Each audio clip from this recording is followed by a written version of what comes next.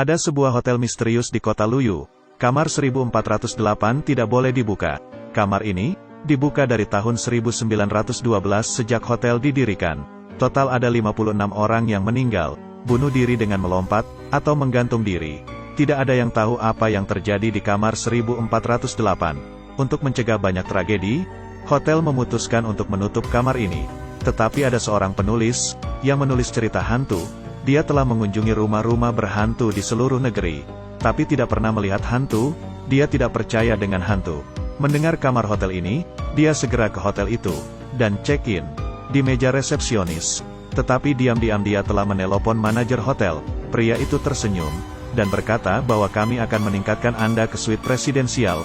Penulis mengatakan bahwa saya ingin kamar 1408.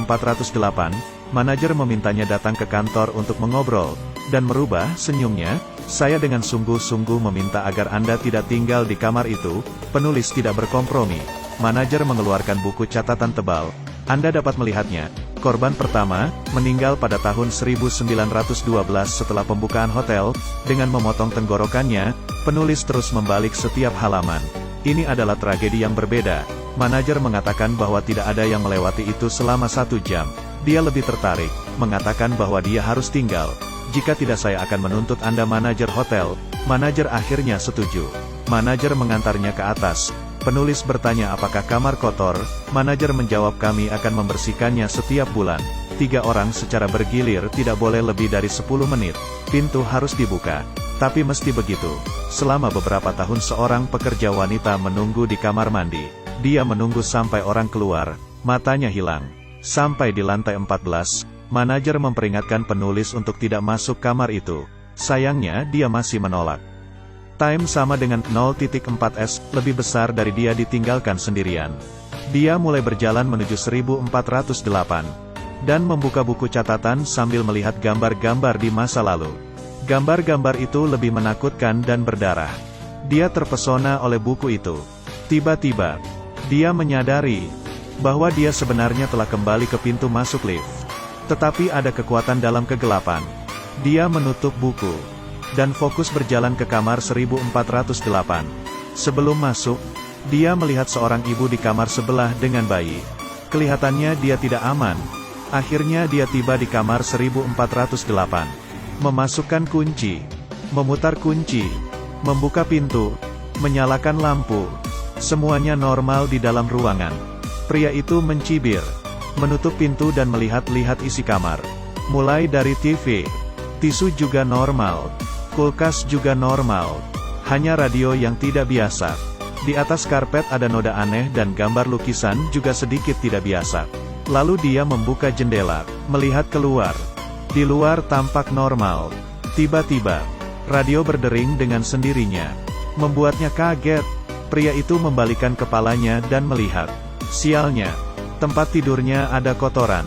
Ia merasa ada seseorang di kamar itu. Jadi dia harus waspada. Tidak ada seorang pun di mana-mana. Dan saat ini dia menemukan bahwa tisu toilet di kamar mandi benar-benar menghadap ke mahkota. Dan udara semakin panas dan panas. Dan menemukan bahwa AC rusak. Jadi dia menelpon resepsionis untuk meminta mereka memanggil pekerja pemeliharaan untuk datang. Mereka setuju.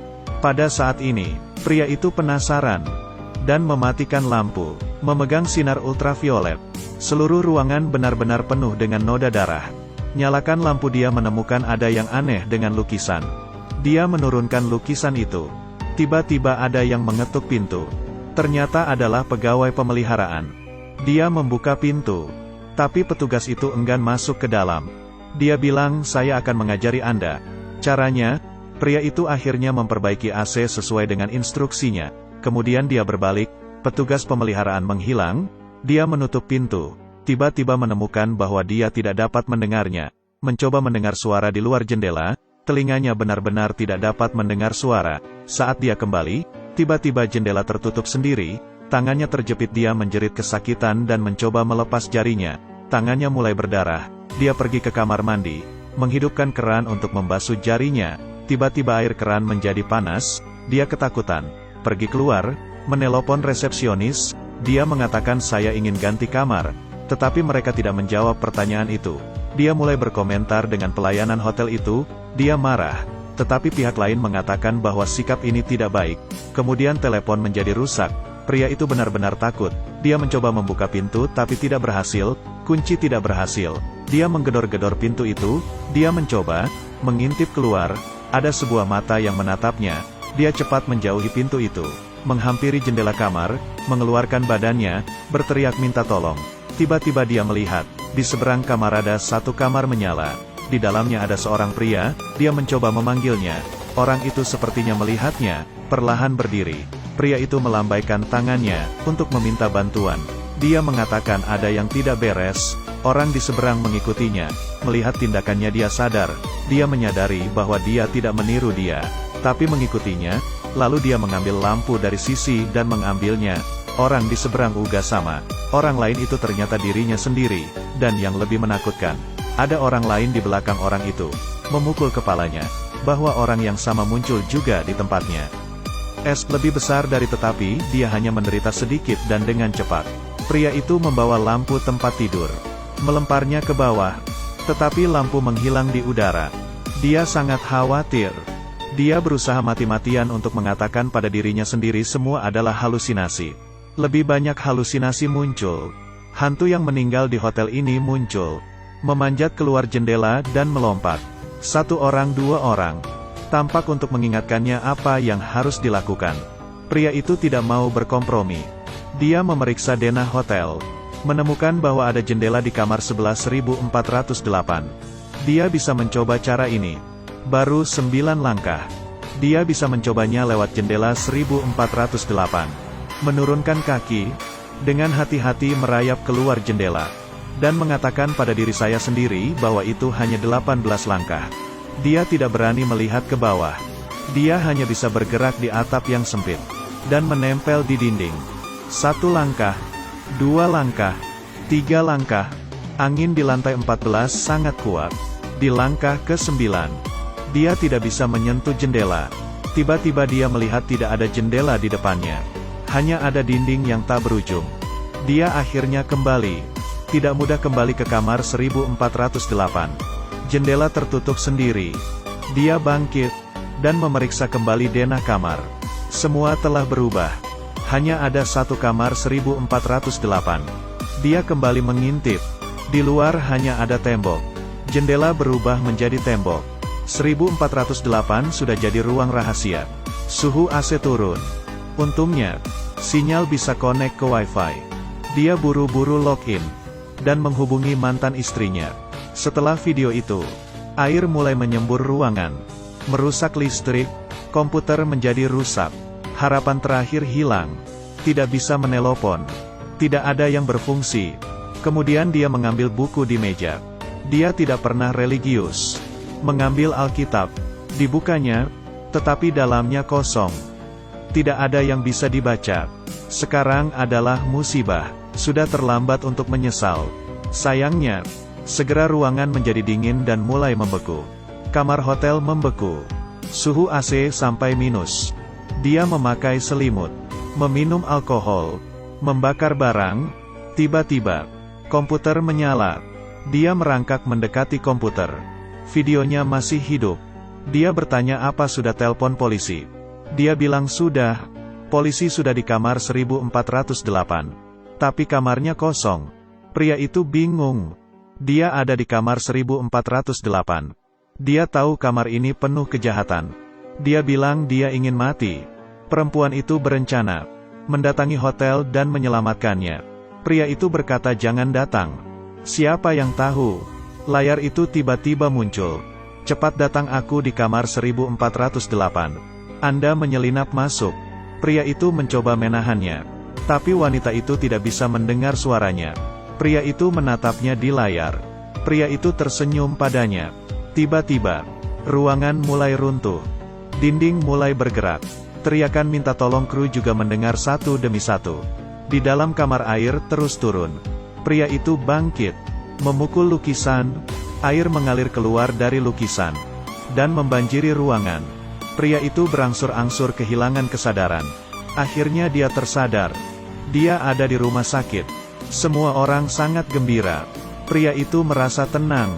Segala sesuatu tentang 1408 hanyalah mimpi buruk. Pernahkah mereka mendengar tentang hotel itu? Perempuan itu menjawab tidak. Jadi itu hanya mimpi. Kehidupan pria yang kembali ke jalurnya.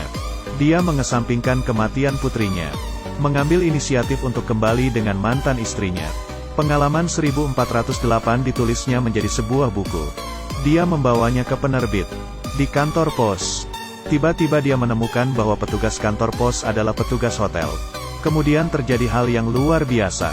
Semua orang di kantor pos sibuk menghancurkan tembok. Ada tulisan di dinding. Ini adalah kamar 1408.